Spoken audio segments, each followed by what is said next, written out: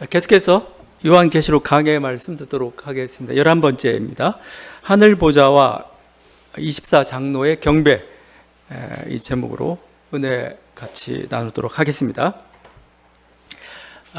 요한계시록을 소재로 한 책들이 많이 있는데 그 중에 Left Behind, 남겨진 자들이라는 책이 1994년도에 미국에서 출판되었습니다.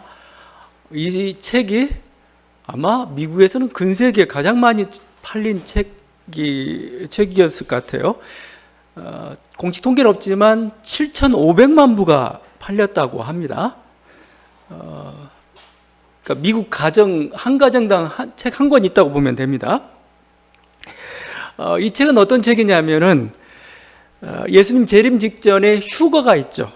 그리고 그 이후에 7년 대환란이 이렇게 이어지는데 그걸 소재로 한 그 소설이고 나중에 영화화도 되었습니다. 휴거라는 건 뭐냐면은 그 신실한 신자들이 예수님 재림 직전에 하늘로 이렇게 들림을 받는, 캡처 당한다고 얘기합니다. 하늘로 들림을 받는 그런 걸 얘기합니다. 그러니까 그때 들림을 받지 못하고 이렇게 휴거를 받지 못하고 남겨진 사람들이 어떤 고난을 겪는지, 어떤 일이 벌어지고 있는지를 그린 그런 책이에요. 소설입니다.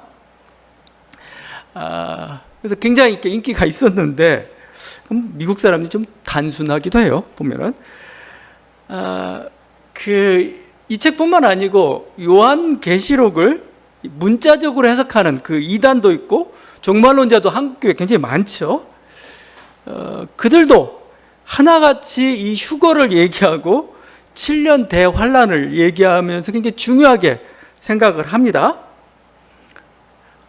우리 한국교회 요한계시록 사랑이랄지 요한계시록이 얼마부터 문제가 되고 있는지를 잘 알고 있는데 이게 재밌는 게 요한계시록에는 7년 대환란이란 말이 없어요. 안 나와요.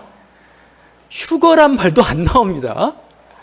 근데 요한계시록을 푸는 사람들 가장 핵심은 항상 휴거와 7년 대환란이 항상 자리 잡고 있어요. 7년 대환란은 어디에 나오느냐? 다니엘서에 나와요. 물론 일부 흔적이 조금 나오긴, 요한계시록 좀 나오긴 하지만 7년 대환란은 다니엘서에 나옵니다. 휴거는 어디에 나오느냐? 데살로니가전서 4장에 나와요. 바울서신에 나오고 복음서 종말론에 조금씩 나옵니다. 그래서 이게 요한계시록을 22장까지 읽어보면 어디서 이거 휴거를 찾지? 쉽지가 않아요. 근데 만약에 휴거를 찾는다면은 오늘 이 말씀 4장, 이 4장이 휴거의 적절한 어떤 방법과 하나의 시간이 아닌가? 왜냐하면 4장과 5장이 천상의 예배가 있습니다. 그러고 나서 6장부터 바로 심판이 들어가요. 7 봉인 심판이 이어집니다. 그러니까 7년 대환란이 이어지는 거죠. 그러면 그 전에 성도들 휴거를 해야 되는데 어디서 찾아야 될 건가? 가장 유사한 걸 찾는다면 오늘 장면입니다. 1절에 요한 보고 음성이 들리죠. 이리로 올라오라. 그 말씀을 따라가지고 이 하늘에 열리고 그 열린 문으로 이렇게 올라가죠. 이걸 그냥 유사하게 이렇게 유추할 수밖에 없는 그런 모습입니다. 지금 요한은 반모섬에 있습니다. 거의 도망갔든지 아니면 유배당했든지 하여튼 그런 아주 비참한 상태예요. 그 비참한 처지에 있고 굉장히 공고한 처지에 있는데 그 요한에게 지금 하늘의 문이 열린 겁니다. 하늘의 문이 열려가지고 가보니까 하나님 보좌가 저기 보이는데 그 보좌는 무지개와 같은 찬란한 빛으로 가득 차 있습니다. 모든 번개와 두려움과 위험으로 가득 차 있어요. 그 앞에는 수정과 같은 아주 반짝거리는 그 유리바다가 다 펼쳐져 있고 24장로가 있고 천군 천사가 있고 그들이 경배하고 찬양합니다.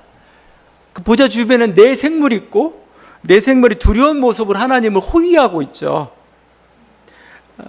이런 어떤 압도적인 그런 장면을 지금 목격하고 있습니다. 이 압도적인 장면은 어떤 우상의 전당에서도 어떤 황제의 궁전에서도 볼 수 없는 그런 두렵고 영화로운 장면을 지금 보고 있는 겁니다. 이게 지금 밤모섬에서 이 모습을 보고 있다는 거예요. 근데 사실 요한이 이런 영광스러운 어떤 하늘 보좌를 보기 전에 미리 앞서서 봤던 선지자가 있어요. 에스겔 선지자입니다. 에스겔 1장을 보게 되면 에스겔 선지자가 요한과 비슷하게 하늘이 열리면서 이 환상을 봐요. 에스겔서 1장 4절과 5절인데 내가 보니 북쪽에서부터 폭풍과 큰 구름이 오는데 그 속에서 불이 번쩍번쩍하여 빛이 그 사방에 비치며 그 불 가운데 단 쇠 같은 것이 나타나 보이고 그 속에서 네 생물의 형상이 나타나는데 이 모습이 마치 불의 전차, 캐리엇이죠. 불의 전차와 같다고 이렇게 표현하고 있어요. 거기 하나님 보좌가 있고 그 모습을 지금 보고 있어요. 에스겔 선지자가 먼저 봤습니다. 자, 근데 문제가 되는 건 뭐냐면 에스겔의 이 환상을 어디서 보고 있느냐 이거예요. 이 정말 영광스러운 그 두려운 환상을 어디서 보고 있느냐, 그 시대가 언제고 그 장소가 어디냐는 거예요. 어디냐는 거예요. 이 장소는 어디냐? 바벨론 땅입니다. 바벨론 땅의 그발강가라고 얘기하고 있어요. 시대는 어느 때냐? 지금 에스겔은 제사장이에요. 제사장인데 포로로 끌려왔습니다. 포로로 끌려왔고 이제 곧 성전은 이제 무너지고 이스라엘은 망해버린 그런 거예요. 지금 굉장히 불결한 이방 땅, 그리고 굉장히 비참하고 어떤 곤고한 그 땅에서 지금 에스겔은 눈물 짓고 있어요. 한숨 쉬고 있어요. 우리 이 땅 끝났구나. 하나님도 살아계신지 뭐 어쩐지 모르겠다는 그런 어떤 아주 비참한 현상인데 바로 그 순간에 하늘이 열리면서 그 환상을 보게 되었다는 겁니다. 전능하시고 영화로우신 하나님 바로 이곳에도 계셨구나 이거죠. 놀라운 일이죠. 예루살렘 성전만 계실 거라고 생각했는데 하나님은 이스라엘 하나님으로 생각했는데 그게 아니고 하나님은 전 우주를 통치하시는 하나님이시구나. 이 더럽고 불결하다고 생각했던 이방 땅 하나님은 여기 계시구나. 이 하나님을 보는 순간 에스겔은 소망이 생기는 거죠. 하나님 돌아가시지 않았어. 하나님 살아계셔 이거죠. 에스겔이나 지금 요한은 하늘의 영광을 지금 보았습니다. 지금 박해가 있어요. 교회는 아주 그 세계에 비하면 아주 연약한 존재들입니다. 초라합니다. 모든 소망, 절대 권력 앞에서 그냥 법정에 끌려가고 거기 무고하게 희생당하고 그 모습을 보면서 우린 너무 무력하구나 하고 절망했는데 막 로마 권력은 또 로마의 우상들은 굉장히 막강하고 정말 두렵게 보였는데 그러나 뭐죠? 이 하나님의 영광을 보는 순간 그 모든 게 다 우습게 보여요. 이제.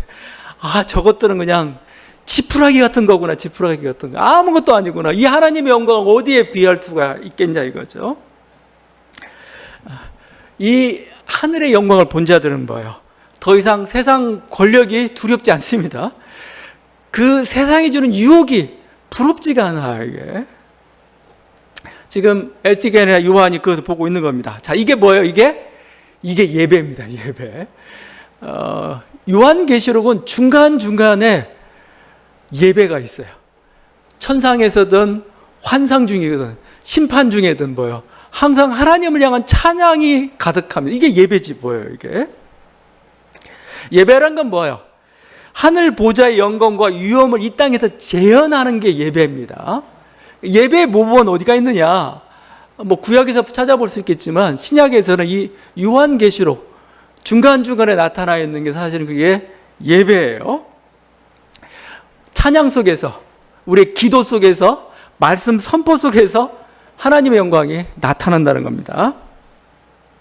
예배는 또한 한편 전쟁이에요. 전쟁. 이건 지금 요한이 하늘의 영광스러운 이 장면을 보고 있죠. 근데 이 장면은 그냥 영광이야 정도만이 아니고 어떻게 봐야 되냐면 막 전쟁을 수행하기 위해서 출전하고 있는 그 모습입니다. 출전할 때 그 천군 천사들 다 불러 모아놓고 지금 사열하고 있는 모습, 이게 바로 오늘 이 장면입니다. 그 하나님 이름 중에, 우리가 구약의 하나님 이름 중에 만군의 여호와란 말을 많이 써요. 만군의 여호와, 여호와 체바오트입니다. 근데 만군이죠. 만군이 뭐냐면 한자로 따지면 1만 만자의 군사군자를 쓰고 있어요. 그러니까 1만 군대의 하나님, 모든 군대의 하나님. 그러니까 여호와 체바오트라고 할 때는 어떤 느낌이 들어야 되면 총사령관이신 하나님입니다. 총사령관. 지금 이 장면은 구약에서 어느 장면에서 만군의 여호와라고 할 때 언제 많이 나오냐면은 여호와의 전쟁이죠. 하나님이, 이스라엘 하나님이 이스라엘과 함께 전선에 나가서 이방 족속과 싸울 때 그들이 항상 외쳤던 게 만군의 여호와여 였습니다. 그래서 이스라엘 진영에 법궤가 있어요. 법궤가 있으면서 법궤를 듭니다. 그때 외쳤던 함성이 쿰마 야훼예요. 쿰마 야훼. 야훼여 일어나소서 합니다. 그 야훼가 앞서가지고 지금 싸우고 있는 모습인데, 지금 이게 4장과 5장의 장면은 바로 천군 천사를 앞에 놔두고 지금 총사령관이신 하나님이, 여기 이제 어린 양 예수죠. 총사령관 어린 양 예수가 사열하고 있는 그 모습입니다. 그래서 예배가 전쟁이라는 겁니다. 지금 얘기하는 게. 그리고 요한계시록 6장부터 이제 심판이 이어지는데, 심판이 전쟁이에요, 실제. 그래서 이 주일 예배는 뭐냐? 주일 예배. 지금 우리 월요일부터 이제 토요일까지 이 세상에 나가서 여러분 싸워야 돼요. 싸워야 되는데, 바로 예배를 통해서 다시 한번 영광스러운 하나님 모습을 보면서 우리가 스스로 고향이 되는 겁니다. 고향이 돼가지고 힘을 얻어가지고 다시 세상을 향하여 나가는 하나의 어떤 영적 전쟁, 이게 바로 예배의 본질입니다. 이게 요한계시록이 제공하고 있는 예배의 본질적인 모습이라 할 수가 있어요. 그래서 지금 중간중간에 요한이 그걸 받고, 또 그 아시아 지역에 있는 그 7교회를 향해서 너희 예배 가운데서 하늘의 문이 열려도 이 하나님 봐야 됩니다. 그래야 핍박을 이겨낼 수가 있어요. 그래야 박해를 이겨낼 수가 있고, 또 실제 어떻게 많은 사람들께 순교의 길을 갈 수 있었겠습니까? 그냥 의지로 될 수 있는 게 아니에요. 하늘의 영광을 받기 때문에 그래요. 하늘의 영광을 받기 때문에 세상 권력이 두렵지 않아요. 세상 영화가 부럽지 않아요. 그냥 그 길 갈 수가 있었던 거죠. 지금 보면은 이 하나님의 놀라우신 두려우신 영광을 보여주는데, 그 영광을 상징하고 있는 게 내 생물이란 존재죠. 거기 하나님 보좌 주변을 내 생물이 지금 호위하고 있죠. 6절 보면은 이렇게 돼 있죠. 보좌 주위에 네 생물이 있는데 앞뒤에 눈들이 가득하더라. 그 첫째 생물은 사자 같고, 그 둘째 생물은 송아지 같고, 그 셋째 생물은 얼굴이 사람 같고, 그 넷째 생물은 날아가는 독수리 같은데, 참 기괴한 모습이죠. 이들은 스랍이라고 표현할 수 있고, 그냥 이렇게 보면 됩니다. 하나님의 보디가드들입니다. 보디가드들. 딱 호위하고 두렵고 이렇게 하죠. 대통령이나 권력자가 정말 저 두려운 존재냐라고 봤을 때 여러분 어떻게 그걸 느끼죠? 그 보디가드들을 보면 됩니다. 경호원들이 막 일사불란하게 안경 쓰고 막 이렇게 보면서 드디어 저 사람은 권력자구나라고 느끼는 거죠. 바로 똑같습니다. 지금 내 생물이 그 역할을 지금 하고 있어요. 근데 이 내 생물은 그 요한에 앞서서 역시 에스겔이 먼저 이것을 목격을 했습니다. 에스겔서 1장입니다. 아까 읽었던 그 말씀의 연장선상에서 1장 5절과 10절 이렇게 되어 있습니다. 그 속에서 네 생물의 형상이 나타나는데 그들의 모양이 이러하니 넷의 앞은 사람의 얼굴이요, 넷의 오른쪽은 사자의 얼굴이요, 넷의 왼쪽은 소의 얼굴이요, 넷의 뒤는 독수리 얼굴이니, 순서만 다르지 그 생물은 똑같아요. 사람, 사자, 소, 독수리. 매우 막 그 눈으로도 가득 찼다는 표현을 쓰고 있으니까 굉장히 기괴한 모습입니다. 두렵고, 여기 원문을 보게 되면 그냥 생물이라고, 생물. 이게 번역하기 어려워서 그냥 생물. 근데 원어 뜻을 그대로 보면은 살아있는 생명체입니다. 살아있는 이걸 천사라고 부르기에는 좀 동물 형상을 또 가지고 있고, 그러니까 동물이라 부르기엔 또 뭐하고 해가지고 그냥 생물로 불러보요. 살아있는 것 이렇게 부르고 있어요. 내 생물. 근데 하여튼 이 두려운 모습입니다. 두려운 모습. 하나님 보좌에 무엇이든지 접근하지 못하도록 이렇게 만들고, 하여튼 이 두려나 또 그 보디가드의 현상들이죠. 근데 사실 이 모습은 에스겔만 본 게 아니고, 우리 성전에 들어가게 되면 성전 법궤 형상이 사실 이렇게 되어 있습니다. 법궤에 가게 되면은 법궤, 우리가 언약궤라고도 하죠. 언약궤 안에는 그냥 뭐 십계명 돌파하고 만나와 뭐 이런 게 있다고 좀 하지만, 이 법궤가 의미하는 바가 뭐냐면 법궤 뚜껑이 중요합니다. 법궤 덮개. 법궤 덮개를 우리가 속죄소 또는 시은자라고 해요. 속죄소는 속죄가 이루어진다 해서 속죄소라고 표현하고, 그러니까 대제사장 1년 1차에 한 번 가가지고 거기서 피를 뿌리면 속죄한다 해서 속죄소. 그 다음에 동시에 이 덮개는 시은좌라고 합니다. 시은좌. 시은좌가 뭐냐면 하나님의 은혜를 베푸시는 보좌라는 뜻을 가지고 있어요. 하나님이 성전에 오시잖아요. 뭐 하나님 어디 계셔요? 법궤 뚜껑에 앉아 계셔. 이렇게 법궤 뚜껑이 그래서 보좌가 된 겁니다. 보좌. 근데 이 보좌가 그냥 보좌가 아니고, 이 보좌가 하나님 보좌이기 때문에 이 보좌를 지키는 보디가드들이 필요해요. 그게 그룹이라고 표현합니다. 천사들이 날개를 펼쳐가지고 이렇게 덮고 있는 게 법궤의 모습이에요. 특별히 솔로몬 성전에는 그 그룹이 날개를 펼쳐가지고 이 법궤를 덮고 있는데, 한 몇 메타 정도 되나? 아주 날개가 엄청난 긴 날개, 사자 형상을 가지고 이렇게 했다고도 하고 있습니다. 날개를 감싸 보호하고 있습니다. 자, 이 모습은 또 무엇과 연관시켜야 되냐면은, 오늘 지금 요한계시록에 보는 네 생물은 하나의 종합판인데, 이 하나님의 보좌에 있는 이 네 생물을 본 사람이 또 한 사람이 있는데, 그게 이사야 선지자입니다. 이사야 선지자도 이사야 6장에 보게 되면 하나님의 부름을 받는데, 이 사람이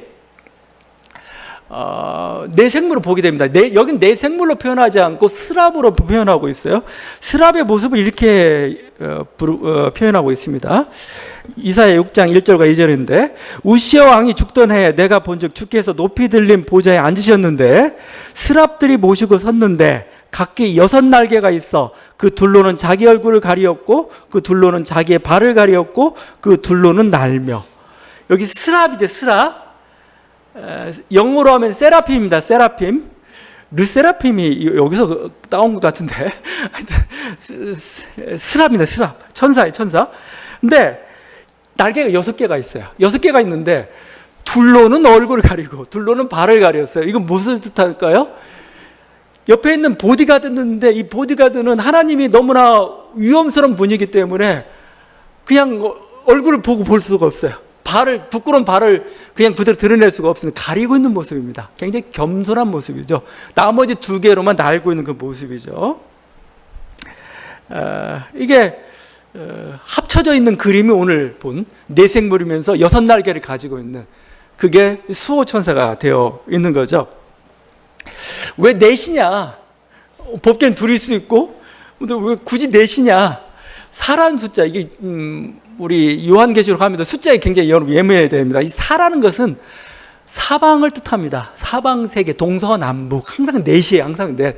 동서남북이라는 뭐죠? 모든 공간을 포괄하고 있다 생각하면 됩니다. 모든 공간을. 빈 곳 없는 완전함을 보여주는 게 사라는 숫자입니다. 항상. 근데 하여튼 이게 하나님을 드러낸 하나의 도구예요.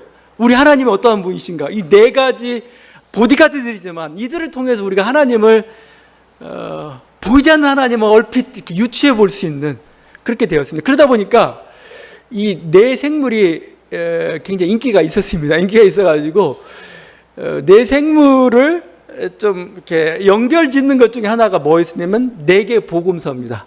여러분이 나중에 유럽의 그 성지순례를 간다든가 할 때 거기 복음서가 4개 있잖아요. 마태, 마가, 누가, 요한이 있는데 4개의 복음서를 형상화할 때 이 네 생물을 가지고 형상화합니다. 마치 그리스도라는 분이 복음서의 핵심이죠.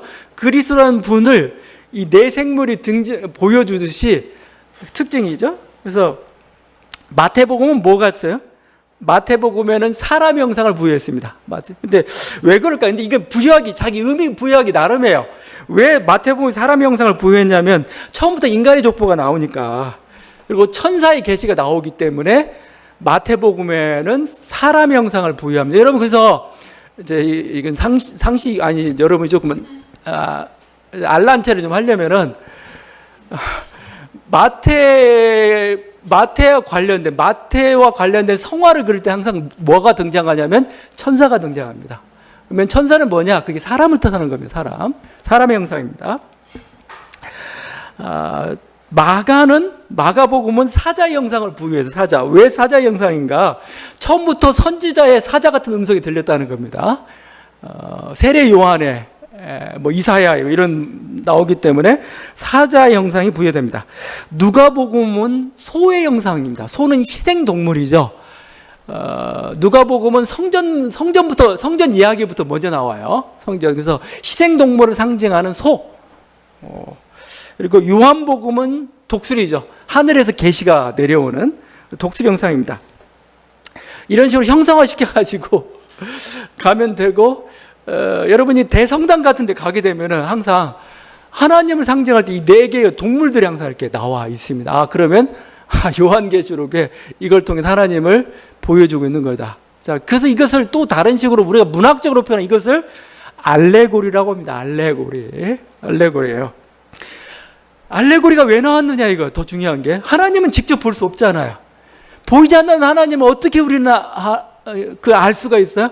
형상을 통해서, 사자라는 형상을 통해서 그 권위와 그 왕대심 우리는 연상할 수가 있는 거죠. 뭔가 소를 통해서 뭔가 희생과 사랑을 우리가 알 수 있듯이 이렇게. 그러니까 이걸 알레고리라고 통해요. 우리는 어떤 그냥 매개체를 통해서 하나님을 보는 겁니다. 이제 형상이 수단이 돼가지고 하나님의 신비로 들어가는 겁니다. 이게 성경 묵상입니다. 여러분이 하나님 말씀을 묵상할 때 제일 먼저 필요한 건 문자적인 거예요. 문자를 통해서 무슨 일이 일어나는 걸 봐야 됩니다. 근데 거기서만 그치면 하나님 말씀 제대로 읽은 게 아니에요. 그 문자를 통해서 보죠. 우리는 하나님을 만나러 가야 돼요. 그 하나님의 어떤 신비로 들어가야 돼요, 이게. 그래서 우리가 사용하는 게 알레고리라는 그 표현을 쓰고 있습니다. 근데 이 알레고리를 사용하면서 들어가면서 문제가 생겨요. 하나는 이단 쪽에서 문제가 생겼습니다. 알레고리를 통해서 새로운 어떤 경험을 해요. 새로운 존재를 발견해요. 근데 그걸로 그쳐야 되는데 이것을 교류하기 시작합니다. 그게 이단들이에요. 그렇게 하면 안 됩니다. 형상을 타고 하나님을 만났으면 형상을 버려야 돼요. 자, 반대로 근본주의자들, 보수주의자들은 뭐예요? 문자나 형상을 절대화합니다. 그냥 이게 다야. 그건 하나의 도구일 뿐입니다. 그 도구를 타고 우리는 더 깊은 곳으로 들어가야 되고, 우리가 성경 묵상을 한다는 것, 그건 뭐예요? 그냥 문자만 보고, 이제 개신교는, 개혁교회는 워낙 중세 전통을 비판하면서 나왔기 때문에 항상 어떤 이성과 어떤 문자를 자꾸 강조하는 경향이 있어요. 여기만 있으면 안 됩니다. 이거 메말라요. 제가 이제 여러 매일 성경 큐티 본문이 이번에 지금 요한계시록이에요. 거기 설명을 좀 읽다 보면은 신비로 안 들어가려고 해요. 위험하니까 그냥 문자로만 하고 가려고 하는데 위험해도 들어가야 됩니다. 문자를 타고 우리는 하나님을 만나러 가야 돼요. 이게 내 생물이라는 그 존재를 통해서 우리는 하나님의 신비를 만나야 되고, 그 신비와 접촉했을 때, 그죠? 그 속에 하나님을 그렇다 체험하게 됐을 때 우리 영혼에 진정한 평화가 들어와요. 우리 영혼에 안식은 언제 들어오느냐? 그 순간에 들어와요. 그 초월적인 존재를 만났을 때 내 생물이 바로 그런 역할들을 하고 있습니다. 지금 이들이 이렇게 모여서 같이 예배 드리는데, 이걸 하나 천상 예배라고 했죠? 천상 예배인데, 이 천상 예배는 천사들만 있는 게 아니죠. 성도들도 참여합니다. 지금 24 장로가 지금 성도들을 대표해서 참여하고 있죠. 거기 4절에 보게 되면 24장로는 24명의 장로인데 이걸 그냥 어떤 실체적 존재로 생각하면 안 됩니다. 이것도 알레고리처럼 아니면 상징처럼 봐야 돼요. 뭘 상징하고 있느냐? 4절이 잘 설명해 주는데 보좌에 둘려 24 보좌들이 있고 그 보좌들 위에 24 장로들이 흰 옷을 입고 머리에 금관을 쓰고 앉았더라. 장로라는 명칭은 유대교나 교회에서 지도자를 가리킵니다. 그래서 여러분이 요한서신을 보다 보면 요한이 자기를 장로라고 불러요. 장로인 나 요한 이렇게 표현합니다. 베드로서에서도 장로인 베드로 이렇게 표현할 때가 있습니다. 장로는 뭐예요? 지도자를 뜻하는 단어. AD 100년경 정도에 장로는 주로 교회 지도자들을 가리킵니다. 그래서 이 지도자들이 있는데 이들이 뭐예요? 보좌를 가지고 있어요. 하나님만 보좌를 가지고 있는 게 아닙니다. 24장로가 자기 보좌가 다 있어요. 그래서 여러분 유럽의 대성당에 가게 되면은 그 보좌 있어요, 항상. 여기 성가대석 같은데. 하여튼 장로들급들, 아니 진짜 성가대들이 거기 앉아서 자리가 있습니다. 근데 하여튼 자기 보좌를 가지고 있다는 건 뭐예요? 그들이 왕과 같은 권력자임을. 왕은 하나님이고 최소한 제후 정도 되는 사람들입니다. 그래서 성도들이 사실은 왕 같은 제사장이에요. 맞습니다. 우리가 성도가 얼마나 만왕의 왕이라는 표현을 쓰죠? 만왕은 누구예요? 우리예요. 만왕의 왕은 그리스도고 이렇게 된 거죠. 그 흰옷은 성결과 승리를 상징하죠. 머리에 금 면류관은 또 승리와 존엄을 상징하죠. 그러니까 24장로는 뭐예요? 성도들을 대표하는 존재. 성도들이 얼마나 영화로운 존재인지, 승리한 존재인지, 얼마나 성결한 존재인지, 존엄한 존재임을 보여주고 있는 상징들이죠. 이렇게. 그럼 왜 24냐? 굳이 24는 12에 2번이죠. 12에 2이. 12는 굉장히 중요합니다. 12는 항상 12지파 해가지고 이스라엘을 상징하는 숫자입니다. 이게 2번이에요. 그래서 이거 12에 대한 강조냐라고 했는데 제가 보기에는 그게 아니고 구약의 12지파하고 신약의 12사도로 대표되고 있는 합이 24이죠. 그러니까 신구약의 많은 신실한 성도들을 가르치는 단어예요. 요한계시록은 굉장히 구약을 강조합니다. 이스라엘 백성을 구원사의 연장선상에서 보고 있어요. 이제 교회가 그걸 완성이고 신약과 구약의 많은 성도들을 상징하고 있는 숫자, 이게 바로 24라는 겁니다.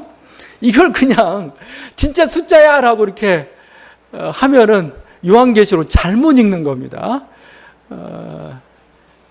이게 서열 24위까지 있으면 이거 얼마나 힘들겠어요. 그거 25위짜리는 얼마나 힘들고 그렇게 보면 안 됩니다. 그렇게 보면 안 되고 이를 통해서 뭔가 왕 같은 그 존재임을, 성도들이 그런 존재임을 상징한다. 나중에 또 숫자 중에 유명한 숫자가 14만 4천이 등장합니다. 14만 4천.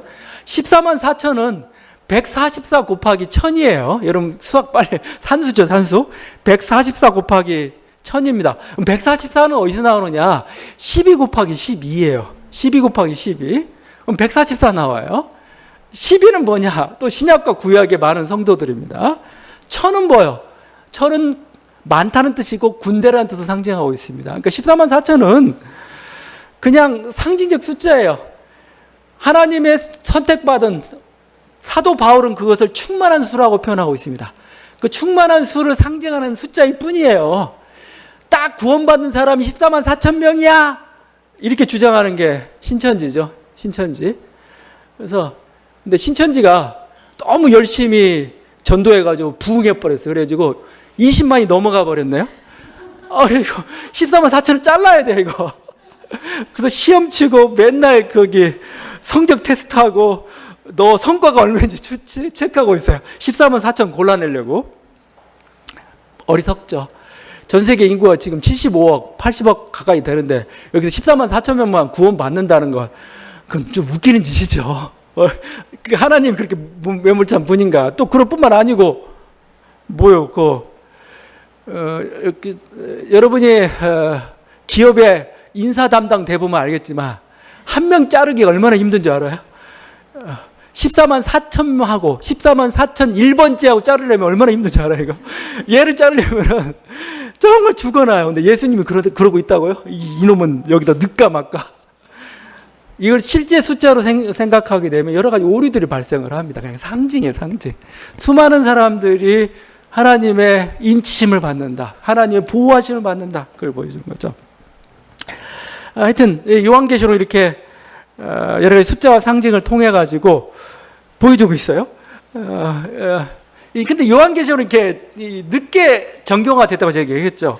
근데 늦게 정경화 됐지만 모든 예배나 교회에서의 모든 작품들이나 성당의 모든 곳에는 이 요한계시록 흔적들이 다 들어가 있습니다. 여러분 찬양을 보게 되면 찬양의 대부분이 요한계시록이 4장의 내용들 많이 담고 있어요.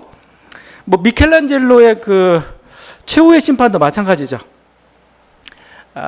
거기에 보게 되면은 그리스도뿐만 아니고 그 옆에 순교자와 성인들이 있고 천군 천사들이 마지막 심판을 행하고 있는 그 모습은 전부 요한계시록에서 나와 있습니다. 그래서 예배의 모든 형식들, 찬양의 모든 내용 중에는 요한계시록이 앞쪽에 많이 들어가 있어요. 그 찬양 중에 지금 네 생물의 찬양이 있죠. 먼저 그게 8절이죠. 밤낮 쉬지 않고 이르기를 거룩하다 거룩하다 거룩하다 주 하나님 곧 전능하신 이여. 이게 찬양입니다. 거룩하다 거룩하다 거룩하다. 이걸 3번 반복했다고 해서 삼성창이랍니다. 삼성창. 삼성창은 라틴어로는 쌍투스입니다. 쌍투스 해가지고 거룩하다 거룩하다 거룩하다 하는데 이게 교회사에 굉장히 중요한 찬양이에요. 주로 성만찬 때 불립니다. 성만찬 때. 왜냐하면 성만찬은 뭐예요? 빵과 포도주로 그리스도가 임재하는 거예요. 하나님이 여기 계셔요. 그러니까 뭐예요? 그래서 저희가 성만찬 할 때 왜 주기도를 합니까? 주기도. 그 중에 죄의 고백이 있어요. 거룩하신 하나님께 나가려는데 죄가 있으면 안 되니까 주기도를 통해서 털어내는 겁니다. 그럴 뿐만 아니라 거룩하신 하나님이니까 뭐예요? 찬양하는 겁니다. 거룩하시다 거룩하시다. 그래서 성만찬 때 삼성창이 항상 울립니다. 구노의 쌍투스도 유명하고 현대에서는 그 영국의 그 리베라 소년 합창단이 있습니다. 거기 그들이 부른 쌍투스가 있는데 쌍투스가 이 파엘벨 캐논 변주곡이에요. 그 찬양을 듣고 있으면 그 어린 소년들이 부르기 때문에 그 미성 고음에다가 미성애로 막 그 거룩하시다 거룩하시다 얘기하는데 마치 우리가 천상의 세계로 끌려가는 듯한 그런 황홀병을 이렇게 자아내죠. 근데 그런 어떤 찬양이랄지 그런 신비를 경험하고 나면은 우리 영혼에 정말 우리 영혼이 뭔가 평화를 찾아요. 평화. 안식을 찾습니다. 그러니까 마치 그런 건 느낌이에요. 우리 영혼이 왜 이렇게 힘든가? 불안한가? 뭔가 중심이 안 잡혔기 때문에 그렇습니다. 근데 하나님이신 그분을 만나고 나면 뭐예요? 중심이 잡혀요. 그때서야. 모든 게 질서가 잡혀요. 그래서 뭐 만족감이 들고 풍성해진다 이런 느낌들이 드는데 그런 느낌들을 만나됩니다. 그 성도들 대표해서 24장로가 찬양하죠. 10절과 11절입니다. 살아계신 이에게 경배하고 자기의 관을 보좌 앞에 드리며 우리 주 하나님이여 영광과 존귀와 권능을 받으신 것 합당하오니 주께서 만물을 지으신지라 만물이 주의 뜻대로 있었고 또 주의 지심을 받으셨는데 우리 CCM 찬양들 전부 이 4장의 내용들이 다 담겨져 있습니다. 대표적인 비전 찬양이죠. 우리 보좌 앞에 모였네 함께 주를 찬양하며 각 나라와 족속 백성 방언에서 구원받고 주 경배드리리 구원하심이 보좌에 앉으신 우리 하나님과 어린 양께 있도록 이거 4장 5장의 찬양 그 모습 그대로 그리고 있습니다. 하늘의 문을 여소서 임재 또 마찬가지죠. 모든 영광과 모든 능력과 모든 권세도 역시 이 요한계시록의 찬양의 모습 속에서 나타나고 있어요. 찬양은 인생들이 마땅히 하나님께 드려야 될 그런 자세입니다. 우리가 하나님께 뭘 드려야 되느냐? 항상 감사와 찬양을 드려야 됩니다. 하나님께서 우리 인생에 많은 은혜들 베푸셨어요. 우리 인생 가는 길에. 그래서 헬라인들도 마찬가지지만 중요한 단어가 은혜라는 단어입니다. 은혜. 카리스입니다. 카리스. 선물이라는 표현을 써요. 선물. 자기 인생은 선물이에요. 하나님의 선물. 그리고 내 인생 순간순간 하나님께서 복을 주셔가지고 뭔가 이렇게 새로운 인생길을 또 새로운 복들을 가져다 주셔요. 그건 전부 선물입니다. 그래서 켈라인들 인사를 카리스, 카레인이죠. 은혜가 있기를, 이게 그 뭐냐, 인생에 하나님 신이 너에게 선물을 주시기를, 이런 느낌입니다. 그럼 우리가 선물을 받았어요. 선물을 받은 자가 해야 될 게 뭘까요? 하나님 부족함이 없는 분인데 우리는 너무나 많은 선물을 받았어요. 이걸 다 갚을 수도 없어요. 그런데 하나님은 어떻게 우리를 해야 되는가? 하나님 뭘 요구하시는가? 하나님의 이름을 찬양하는 겁니다. 이걸 뭐라고 표현하냐면 하나님의 명예를 높여드립니다. 로마 사회는, 헬라 사회는, 중동 사회는 명예와 수치 사회예요. 명예가 더 중요합니다. 명예를 잃으면 목숨을 잃는 거나 마찬가지입니다. 내가 없더라도 뭐요? 나는 다 필요 없어요. 나에게 필요한 건 명예입니다. 월계관은 그냥 월계수 잎으로 만든 거예요. 나뭇잎으로 만들었지만 가장 영화로운 거예요. 금으로 만든 게 필요 없어요. 그건 이건 승리를 상징하는, 승리의 어떤 명예를 높이고 있는 거죠. 찬양이 바로 겁니다. 하나님의 명예를 높여드리는, 하나님 당신이 저에게 이런 놀라운 은혜를 보시고, 당신 정말 전능하신 분입니다. 당신은 정말 사랑이 많습니다. 하나님이 우리들이 어떤 그 재물이나 헌물을 받는 게 아니고 뭘 받길 원하냐면은 나를 좀 인정해 달라는 거예요. 나를 좀 높여 달라는 거예요. 그래서 나를 좀 이제 선전해 달라는 겁니다. 우리 하나님, 내가 믿는 하나님 얼마나 이렇게 전능하신 분인지 선전하라는 겁니다, 이게. 동시에 이 찬양은 아까도 얘기했지만 전투적입니다. 감상이나 유흥이 아닙니다. 제가 이제 요즘 CCM 찬양이나 어떤 경배와 찬양유의 그걸 보면서 좀 안타까운 것 중에 하나가 있습니다. 뭐 굉장히 찬양도 잘하고 막 눈물도 짓고 막 굉장히 뭔가 감동도 받고 젊은 청년들이 다른 데 모이지 않아도 찬양 집회 모이고 하는 거 좋습니다. 자, 근데 기본적으로 찬양은 전투적입니다. 전투적이에요. 전투행입니다. 전투행위. 이걸 놓쳐서는 안 돼요. 지금 요한계시록에서 이 4장의 찬양은 어디서 나오고 있어요? 모든 하나님의 전능하심, 하나님의 창조주 되심을 찬양하고 있습니다. 모든 권세와 모든 능력과 모든 영광이 하나님께 있다고 찬양하고 있습니다. 그건 뭐예요? 그 반대편에 있는 로마 제국의 권세와 영광과 폭력과 유혹은 아무것도 아니라는 그런 한 거라고 볼 수가 있습니다. 저건 아무것도 아니야. 오직 하나님만이 전능하신 분이야. 마치 지금 전투 직전에 우리 사령관 대신, 우리 대장 대신 그리스도의 능력과 용맹을 찬양하며 기세를 높이는 게 지금 이 찬양이고 예배예요. 이 찬양이 전투성을 상실하면 안 됩니다. 그래서 우리가 찬양으로 힘을 얻고, 우리가 찬양할 때 진짜 마귀가 쫓겨나는 겁니다. 찬양할 때 우리에게 놀라운 하나님의 평화와 치유의 은혜가 임합니다. 찬양할 때 두려움이 물러나고, 찬양할 때 유혹과 미혹이 일곱 길로 이렇게 흩어질 것입니다. 이런 은혜가 있는 저와 여러분들에게 간절히 바랍니다. 기도하시겠습니다.